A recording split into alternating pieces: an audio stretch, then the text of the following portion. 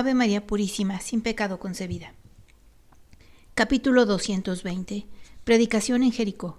Escrito el 2 de noviembre de 1946 y cifrado en Lucas 18 del 9 al 14.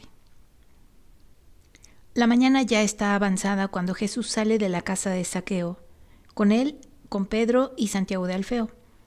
Tal vez los otros apóstoles se han esparcido por la campiña para anunciar que Jesús está en la ciudad.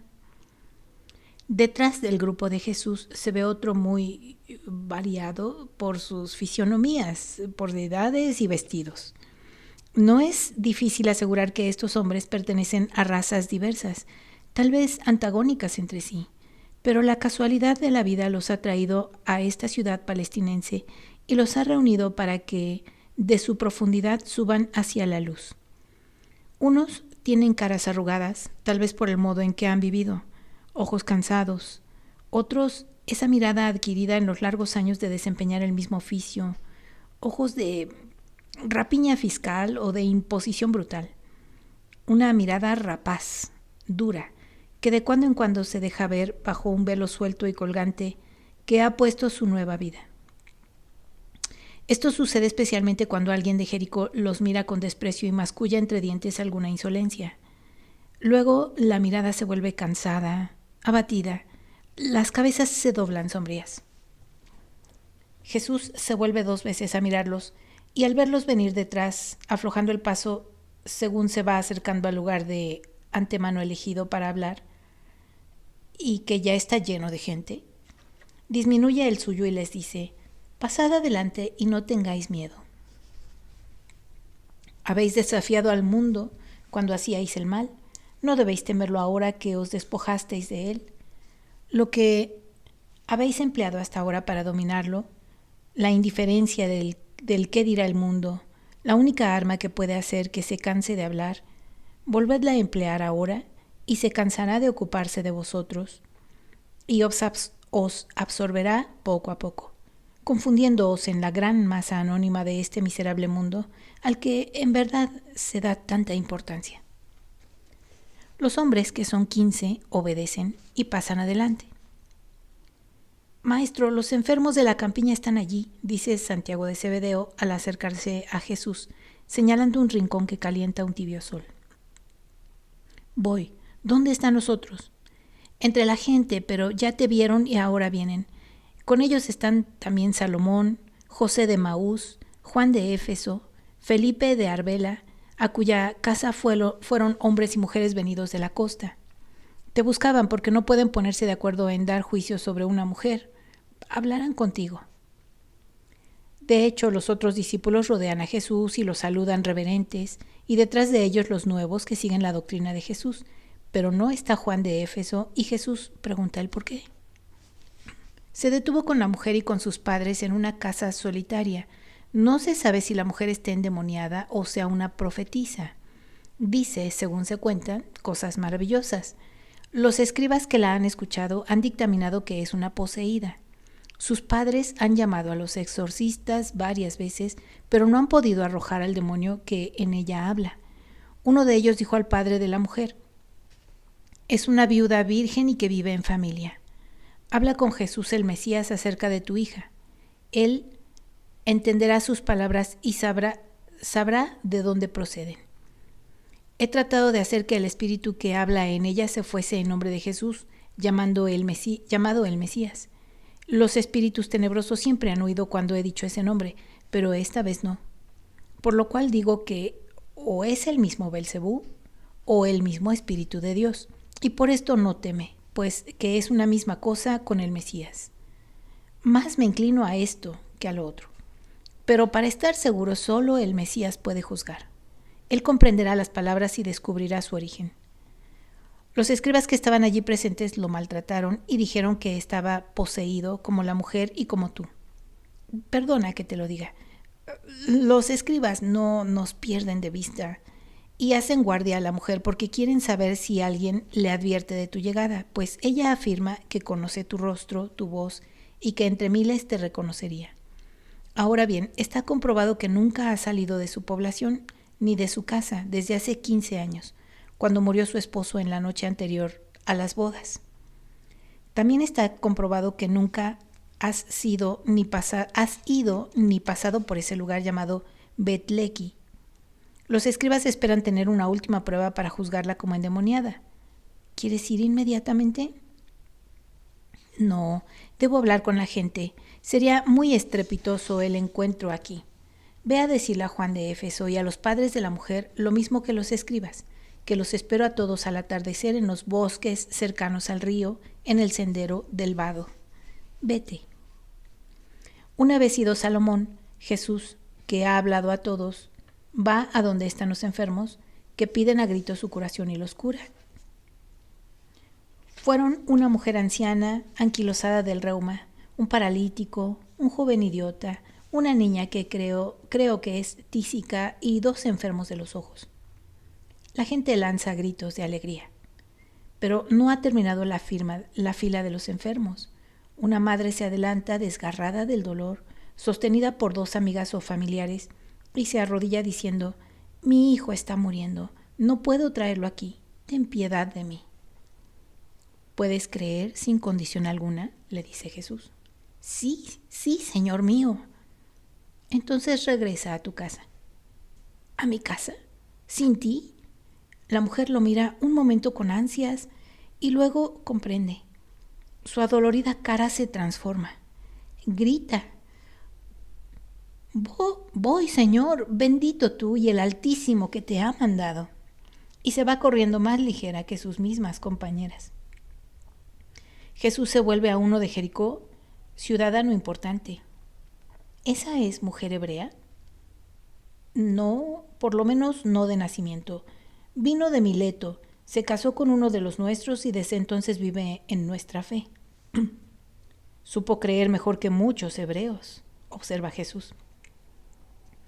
Luego, subiendo a la grada alta de una casa, hace el gesto de habitual, abre sus brazos, que significa que va a hablar, y quiere que se guarde silencio. Una vez hecho el silencio, recoge los pliegues del manto que se había abierto al abrir sus brazos y los detiene con la mano izquierda, mientras que la derecha la baja como cuando alguien va a jurar. Y dice: «Escuchad, ciudadanos de Jericó, las parábolas del Señor, y cada uno las medite en su corazón y saque lo útil para nutrir su espíritu. Lo podéis hacer porque conocéis la palabra de Dios, no desde ayer, ni desde la luna pasada, ni siquiera desde el invierno anterior. Antes de que fuese yo el maestro, Juan, mi precursor, os había preparado para mi llegada, y después que vine, mis discípulos han preparado este terreno innumerables veces y han sembrado toda clase de simiente que les había dado. Por lo tanto, podéis comprender las parábolas. ¿Con quién compararé a los que, después de haber sido pecadores, se convierten? Con los enfermos que recobran la salud. ¿Con quién compararé a los otros que públicamente no han pecado o que, más raros que las perlas negras, no han cometido jamás ni siquiera en secreto culpas graves? Los compararé con las personas sanas. El mundo se compone de estas 2 categorías, bien sea en la del espíritu o en la de la carne y sangre. Pero si las comparaciones son iguales, el modo con que el mundo se comporta al tratar a los enfermos curados en su cuerpo es diverso del que usa con los pecadores convertidos. Esto es, con los que estuvieron enfermos del espíritu y que han recobrado la salud. Vemos que aun cuando un leproso que es enfermo se le tiene aislado por ser contagiosa su enfermedad, obtiene la gracia de ser curado, después de que el sacerdote lo examinó y purificó, se le admite nuevamente a que viva con los demás, y los de su población le hacen gran fiesta porque ha sido curado, ha resucitado a la vida, a la familia, a los negocios. ¡Qué gran fiesta hay entre los familiares, entre los de la ciudad, cuando un leproso ha alcanzado la gracia de su curación! Familiares como ciudadanos compiten en llevarle esto o aquello, y si está solo y sin casa ni mobiliario, le ofrecen lecho y lo necesario, diciendo: «Es un amado de Dios, su dedo lo ha sanado, honrémoslo pues y honremos al que lo ha creado y vuelto a crear». Y tienen razón en comportarse así. Y cuando, por desgracia, en alguien se ven las primeras señales de lepra, ¿Con qué aflicción parientes y amigos lo colman de ternuras mientras es posible hacerlo, como para darle en un momento el tesoro de sus afectos que le habrían dado en muchos años, para que se los lleve consigo al sepulcro de vivos? ¿Por qué no se hace lo mismo con los otros enfermos? Un hombre empieza a pecar, lo ven familiares y sobre todo con ciudadanos. ¿Por qué entonces no tratan con amor de arrancarlo del pecado? Una madre, un padre, una esposa, una hermana lo hacen, pero es difícil que lo hagan los hermanos, o menos se puede esperar de los sobrinos paternos o maternos. Los conciudadanos no saben más que criticar, burlarse, mostrarse orgullosos, escandalizados, exagerar los pecados de ese tal, señalarlo con el dedo, tenerlo separado cual leproso los que son más justos, hacerse sus cómplices para gozar a sus espaldas los que no lo son. Pero rarísima vez hay una boca y sobre todo un corazón que vaya al infeliz con piedad y firmeza, con paciencia y amor sobrenatural, y se preocupe por detenerlo en la bajada al pecado. ¿Y cómo? ¿No acaso es más grave, verdaderamente más grave y mortal, la enfermedad del espíritu? ¿No priva ella y para siempre del reino de Dios? La primera forma de la caridad para con Dios y para con el prójimo no debe consistir en sanar a un pecador para bien de su alma y gloria de Dios. Y cuando un pecador se convierte, ¿por qué obstinarse en seguirlo juzgando? ¿Por qué ese pesar de que haya vuelto a la salud espiritual? ¿Veis acaso que vuestros pronósticos de que se condenaría a un conciudadano vuestro han sido fallidos? Al revés, deberíais sentiros felices porque el que hace fallar vuestro pronóstico es el Dios misericordioso, que os da una medida de su bondad, para que creáis también que se os perdonan vuestras culpas más o menos graves. ¿Por qué se debe persistir en ver sucio y despreciable, digno de separación, a quien Dios y su buena voluntad han limpiado, hecho admirables, lo han hecho digno de la estima de sus hermanos? ¿Cuánto os alegráis si un buey o un asno o un camello vuestro o la oveja de la grey o el palomo preferido se curan? ¿Cuánto os alegráis de que aún un extranjero cuyo nombre apenas conocéis y de quien apenas habéis oído hablar vuelva curado? ¿Por qué entonces no os llenáis de júbilo por estas curaciones del Espíritu, por estas victorias de Dios? El cielo se llena de gozo cuando un pecador se convierte. El cielo, esto es Dios, los ángeles purísimos, que no saben lo que es pecar. Y vosotros humanos, ¿queréis ser más intransigentes que Dios? Haced que vuestro corazón sea justo y reconoced al Señor no solo como presente entre las nubes de incienso y cantos del templo, del lugar donde solamente está la santidad del Señor, a donde solo puede entrar el sumo sacerdote, lugar que debería ser santo como su nombre lo indica, sino también en el prodigio de estos espíritus resucitados, de estos altares nuevamente consagrados sobre los que baja el amor de Dios con su fuego para encender al sacrificio. La mujer de antes interrumpe con gritos de bendición a Jesús y quiere adorarlo. Él la escucha, la bendice y le dice que regrese a su casa. Continúa hablando. Si el que en un tiempo fue pecador y os dio motivo de escándalo, os da ahora motivos de edificación, no queráis escarnecerlo, sino imitarlo. Porque nadie es tan perfecto que no pueda aprender algo más. El bien que se hace es siempre una lección que debe escucharse, aun cuando quien la dé en un tiempo haya sido malo. Imitad, ayudad. Si obráis de este modo, glorificaréis al Señor y habréis demostrado haber comprendido a su verbo. No queráis ser como a los que criticáis en vuestros corazones, cuyas acciones no corresponden a sus palabras. Haced que cada acción vuestra sea la corona de cada palabra buena que pronunciéis, y el Eterno os mirará y os escuchará con benevolencia. Oíd la siguiente parábola para que comprendáis cuáles son las cosas que tienen valor ante los ojos de Dios. Os enseñará a corregir un pensamiento torcido que hay en muchos corazones. La inmensa mayoría de los hombres se juzgan a sí mismos, y como entre 1000 hay uno solo que realmente sea humilde, sucede que el hombre cree que es perfecto solo él, mientras que en su prójimo ve miles de pecados. Un día 2 hombres que habían ido a Jerusalén por negocios subieron al templo, como cada buen israelita lo hace y conviene que lo haga cuando pone su pie en la ciudad santa. Uno era fariseo y el otro era publicano. El primero había ido a percibir la renta de algunos negocios y hacer cuentas con sus arrendatarios que vivían en las cercanías de la ciudad. El otro, para pagar los impuestos percibidos y para interceder por una viuda que no podía pagar la tasa de su barca y redes, porque la pesca que hacía su hijo mayor apenas si le alcanzaba para dar de comer a la familia. Antes de subir al templo, el fariseo había pasado por la casa de uno de los arrendatarios de sus negocios y echando una ojeada en la tienda, la vio llena de mercancías y de compradores. Lleno de contento llamó al arrendatario y le dijo: «Veo que tus negocios van bien». «Sí, con el favor de Dios, estoy contento de mi trabajo. He podido aumentar las mercancías y espero seguirán aumentando.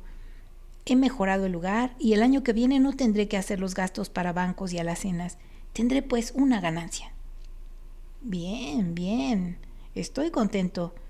¿Cuánto me estás pagando por este lugar?» 100 didracmas al mes.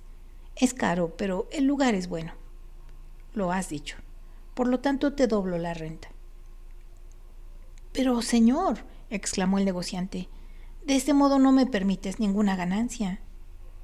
Es que eso es lo justo. ¿Debo acaso hacerte rico con lo mío? Es mi local. Pronto, o me das 2400 didracmas y ahora mismo o te echo afuera y me quedo con la mercancía. El local es mío y puedo disponer de él a mi antojo. Igual cosa hizo con el segundo, con el tercero de sus arrendatarios, doblándoles la renta y haciéndose sordo a sus súplicas. Y como el tercero, que tenía muchos hijos, se opuso, llamó a los guardias e hizo poner sellos de secuestro, echando afuera al infeliz.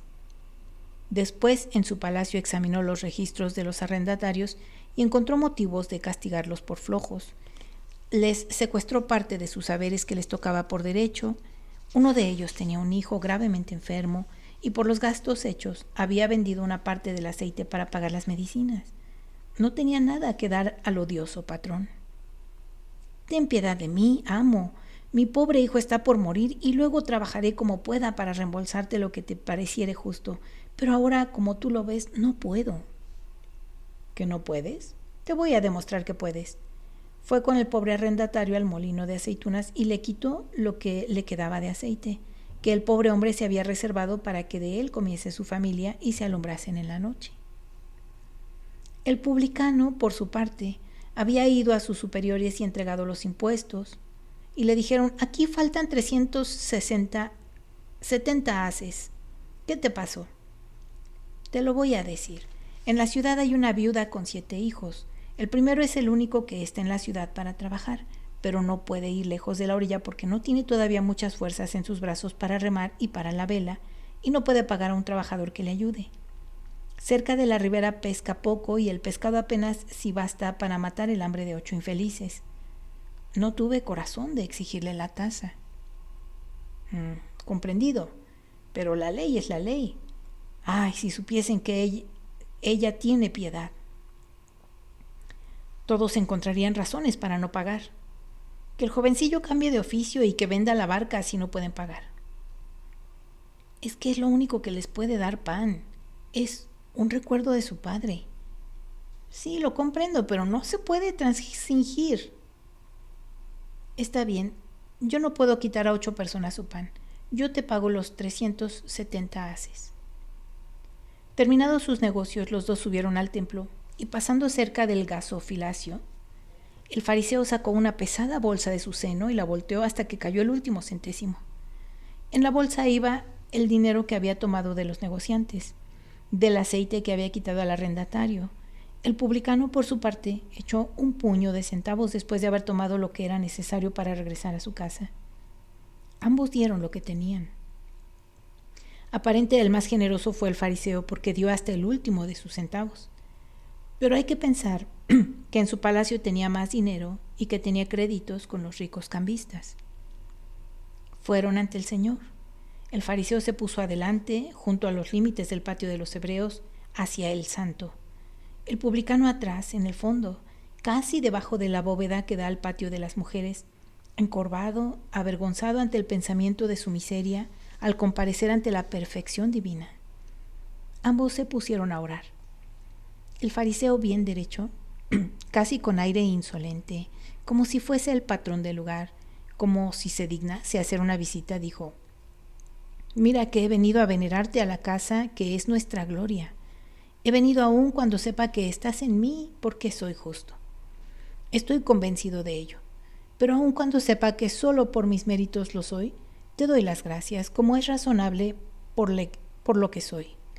No soy bandido, ni injusto, ni adúltero, ni pecador como ese publicano que junto conmigo echó un puñadito de céntimos en el tesoro. Tú lo viste, te di todo lo que traía conmigo. Ese asqueroso hizo 2 partes y a ti te dio la más pequeña. La otra seguramente que se la guardó para francachelas y mujeres. Pero yo soy puro, no me contamino, soy puro y justo. Ayuno 2 veces a la semana, pago los diezmos de todo lo que tengo. Sí, soy puro, justo y bendito, porque soy santo. Recuérdalo, Señor». El publicano, desde su lejano rincón, sin atreverse a levantar sus ojos hacia las ricas puertas del Ecol, golpeándose el pecho, oró de este modo: «Señor, no soy digno de estar en este lugar, pero tú eres el justo y santo, y me lo permites una vez más porque sabes que el hombre es pecador y que si no se acerca a ti se hace un demonio. Oh, Señor mío, quisiera honrarte noche y día, pero por muchas horas tengo que ser esclavo de mi trabajo. Trabajo duro que me abate porque causa dolor a mi prójimo, que es más infeliz. No tengo más que obedecer a mis superiores porque así me gano el pan.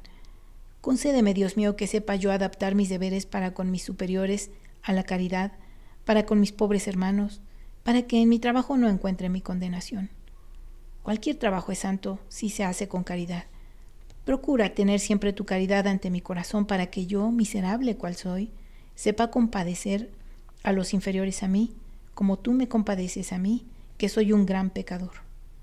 Hubiera querido honrarte con más, Señor, tú lo sabes, pero pensé que tomar el dinero destinado al templo para ayudar a 8 corazones infelices era mejor que echarle en el gasofilacio y no hacer llorar a 8 seres desgraciados. Si me equivoqué, házmelo comprender, Señor, y te daré hasta el último céntimo y regresaré a mi tierra a pie, pidiendo de limosna el pan. Hazme comprender tu justicia. Ten piedad de mí, oh Señor, porque soy un gran pecador». Esta es la parábola.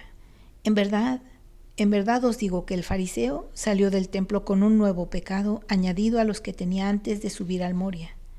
El publicano salió de allá justificado, y la bendición de Dios lo acompañó a su casa, y en ella quedó, porque había sido humilde y misericordioso. Sus acciones habían sido más santas que sus palabras. Mas el fariseo, solo con las palabras y en apariencia era bueno, mientras que en su corazón era un Satanás y hacía cosas satánicas por la soberbia y dureza de su corazón. Por eso Dios lo odiaba. Quien se alaba siempre, antes o después, será humillado, sino acá, en otra vida. Quien se humilla será alabado, sobre todo allá arriba en el cielo, donde se evalúan en lo que son las acciones de los hombres. Ven, Zaqueo, venid vosotros, también vosotros sus compañeros, vosotros apóstoles míos, os hablaré otra vez, pero en privado. Y echándose encima el manto, vuelve a la casa de Zaqueo. El Señor te bendiga y te guarde, haga brillar su rostro sobre ti y te conceda su gracia. Que el Señor vuelva su rostro hacia ti y te conceda su paz.